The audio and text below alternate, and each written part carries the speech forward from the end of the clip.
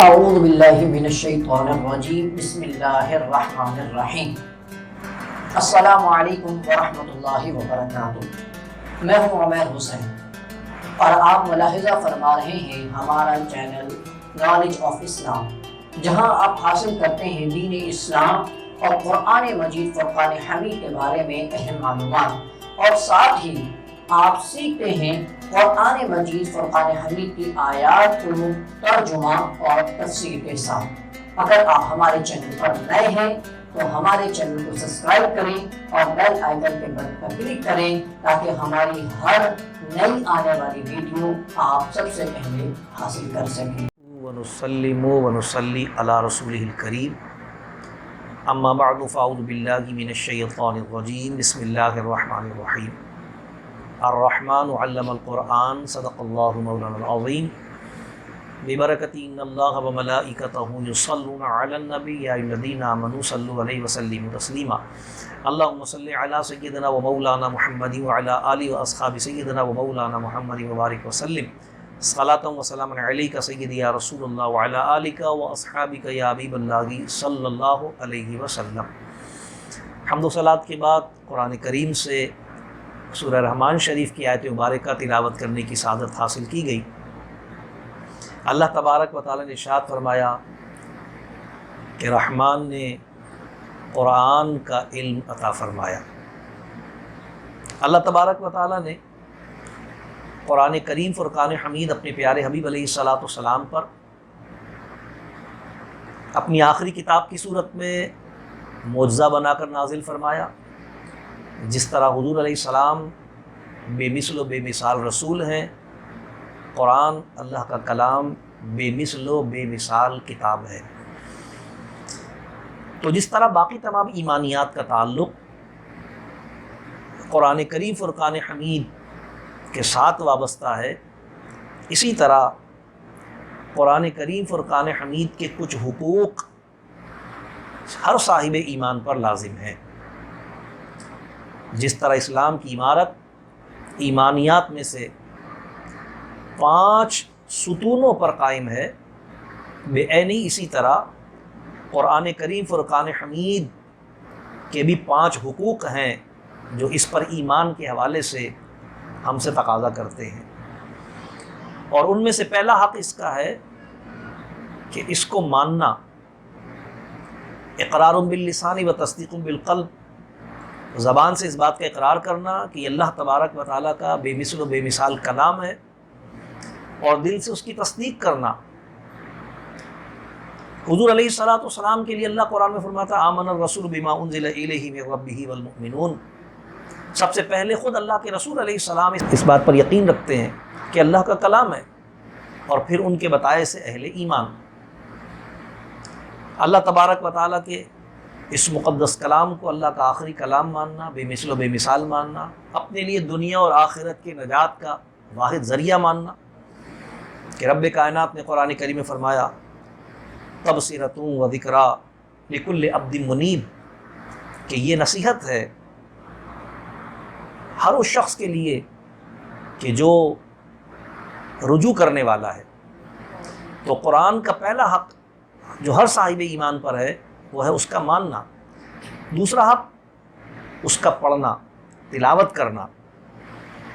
اللہ تبارک و تعالیٰ نے اہل ایمان کی علامت بیان فرمائی کہ الذین آتیناہم الکتاب یتلونہ، جنہیں ہم نے کتاب عطا کی وہ اس کی تلاوت کرتے ہیں۔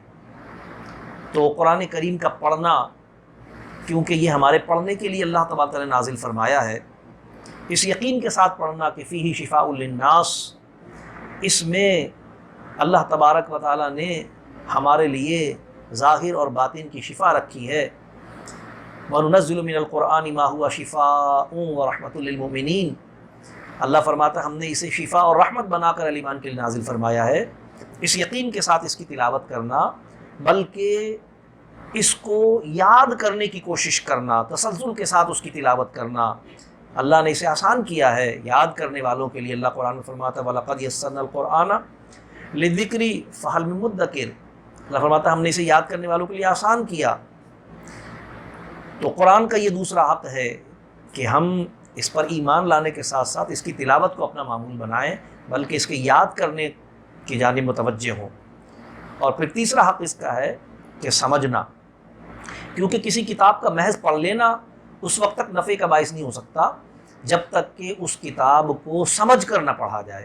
اس کے سمجھنے کے لیے جد و جہد اور کوشش کرنا یہ اہل ایمان پر لازم ہے۔ رب کائنات قرآن کریم میں فرماتا ہے کذالک نفصل الآیات لقوم یتفکرون، ہم نے ان آیات کو تفصیل وار نازل فرمایا ہے تاکہ اہل ایمان اس میں غور کریں۔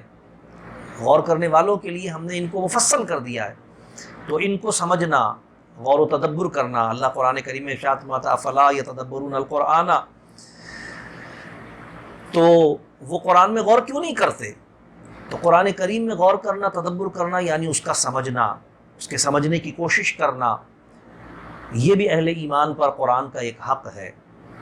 اور پھر اسی کے ساتھ ساتھ جب اسے اللہ کا کلام مانا اور اس کی تلاوت کو اپنا معمول بنایا اور اس کے فہم اور اس کی سمجھ کے لیے کوشش اور جد و جہد کی، تو پھر چوتھا حق اس کا ہم پر یہ آتا ہے کہ ہم سمجھنے کے بعد اس پر عمل بھی کریں، کیونکہ ظاہر ہے کسی کتاب کا پڑھ لینا اور سمجھ لینا زیادہ نفع کا باعث اس شخص کے لیے ہو سکتا ہے کہ جو اس سے سبق بھی حاصل کرے اور اپنی عملی زندگی میں اس سے تبدیلی بھی لائے۔ تو اللہ تبارک و تعالیٰ نے قرآن کریم میں فرمایا وَمَن لَّمْ يَحْكُمْ بِمَا أَنزَلَ اللَّهُ فَأُولَٰئِكَ هُمُ الْكَافِرُونَ، وہ جو اللہ تبارک و تعالیٰ کے نازل کردہ کے مطابق عمل نہیں کرتے، فیصلے نہیں کرتے، تو پھر اللہ تعالیٰ فرماتا ہے وہ تو کافروں میں سے ہیں۔ تو قرآن کو اللہ کا کلام مان کر اس کا پڑھنا اور سمجھنا ہم سے اس بات کا تقاضا کرتا ہے کہ ہم اپنی عملی زندگی میں اس کے نفاذ کو بھی یقینی بنائیں، اپنی زندگی کا ہر فیصلہ قرآنی تعلیمات کے مطابق کریں۔ اور اللہ تبارک تعالیٰ کا جو یہ فرمان ہے کہ اطیعوا اللہ و اطیعوا الرسول، ظاہر ہے کہ اس کا مقصد بھی یہی ہے کہ ہم اللہ تبارک و تعالیٰ کے احکامات جو اس نے قرآن کے ذریعے، اس کے حبیب علیہ السلام کے فرمودات جو حدیث کے ذریعے ہم تک پہنچتے ہیں، ان کے مطابق ہم اپنی ملی زندگی کو بسر کریں اور اللہ اس کے رسول کی اطاعت کو اپنا معمول اور دستور بنائیں۔ اور جو شخص یقیناً ان چاروں پر عمل پیرا ہوگا وہ دنیا اور آخرت کی کامیابی کا حقدار بنے گا۔ لیکن قرآن کریم کا ایک اور حق اس کے ساتھ ساتھ ہم پر قائم ہوتا ہے، اور وہ حق یہ ہے کہ جب ہم نے اسے اللہ کا کلام مانا اور پھر اس کی تلاوت کو اپنا معمول بنایا اور اس کے فہم کو اپنے لیے یقینی بنایا اور اس فہم کے نتیجے میں اس پر عمل کو اپنے لیے ممکن بنایا، تو پھر اس تعلیم کو پہنچانا، اس نعمت کو دوسروں تک تقسیم کرنا، یہ بھی ہم پر لازم ہے۔ اللہ نے اپنے حبیب علیہ السلام پر اس حکم کو نازل فرمایا کہ یا ایھا الرسول بلغ ما انزل الیک، اے حبیب علیہ السلام آپ پہنچائیے جو آپ کے رب نے آپ پر نازل فرمایا ہے۔ تو سرکار نے ہم تک پورے عدل کے ساتھ، پورے انصاف کے ساتھ، پوری امانت داری کے ساتھ اللہ کا کلام اور اس کے احکام پہنچائے، لیکن پھر ہمیں بھی تو حکم دیا سرکار نے، فرمایا بلغوا عنی ولو آیا، میری طرف سے پہنچاؤ اگر تم ایک آیت بھی جانتے ہو۔ تو پتہ چلا کہ جس کے پاس قرآن کا جو فہم ہے، جسے اللہ نے قرآن کی جو تعلیم عطا فرمائی ہے، اس پر لازم ہے کہ وہ خود بھی اس پر عمل کرے اور اسے دوسروں تک بھی پہنچانے کا اہتمام کرے۔ کیوں؟ اس لیے کہ اللہ قرآن میں فرماتا ہے ھذا بیان للناس وھدی وموعظۃ للمتقین، کہ یہ تو ایک بیان ہے تمام لوگوں کے لیے کہ جو ہدایت کا باعث بھی ہے اور نصیحت ہے اہل تقویٰ کے لیے۔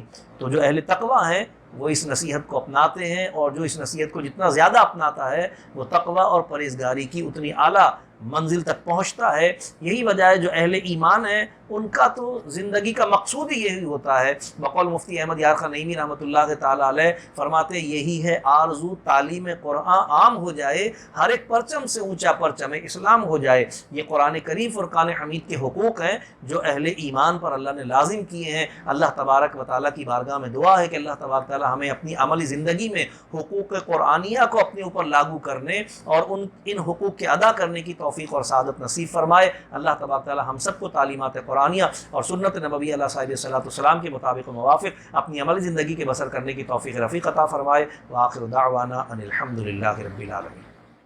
اگر آپ کو ہماری یہ ویڈیو پسند آئی تو ہمارے چینل نالج آف اسلام کو سبسکرائب کر کے بیل آئیکن کے بٹن کو پریس کریں اور ہماری ویڈیو کو لائک اور شیئر کریں۔